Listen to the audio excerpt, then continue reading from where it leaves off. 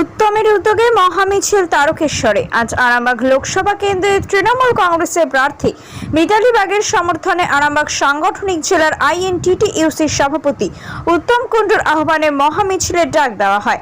এদিনের মহামিছিলে উপস্থিত ছিলেন টলিউডের বিশিষ্ট অভিনেত্রী তথা তৃণমূল বিধায়ক লাভলি মৈত্র সহ তৃণমূলের শ্রমিক সংগঠনের বিভিন্ন নেতৃত্ব এবং কর্মী সমর্থক।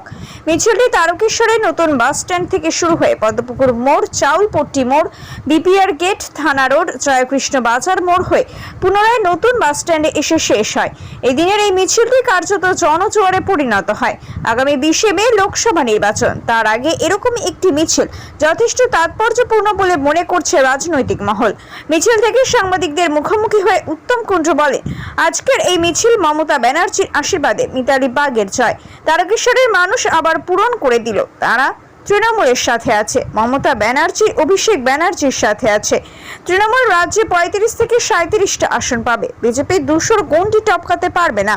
আমাদের নেত্রী মমতা ব্যানার্জির কথা মতো কর্মীদের উদ্দেশ্যে বলবো, মানুষের সাথে থেকে মানুষের পাশে থেকে কাজ করার। হুগলি তারকেশ্বর থেকে সমীর দাসের রিপোর্ট, সুপারফাস্ট বাংলা।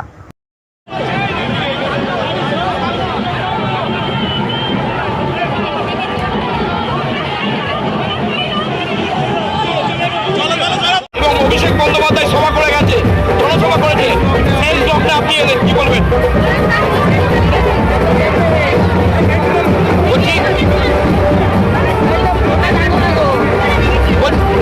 মিতালি বাগের সমর্থনে কি বলবেন?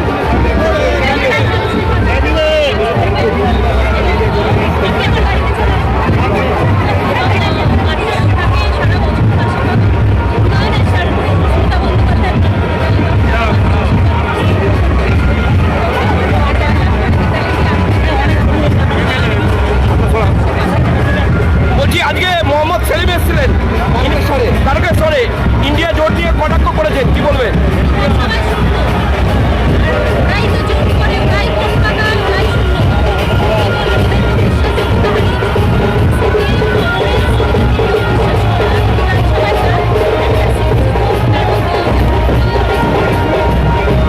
নির্বাচনের একদম শেষ লগ্নে এসে আপনার উদ্যোগে আজ মহামিছিল, কি বলবেন? এরা মমতা ব্যানার্জির আশীর্বাদে মিতালির জয়।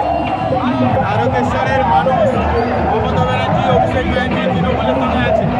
আমরা 35টা থেকে 37টা আসন পাবো। ধন্যবাদ।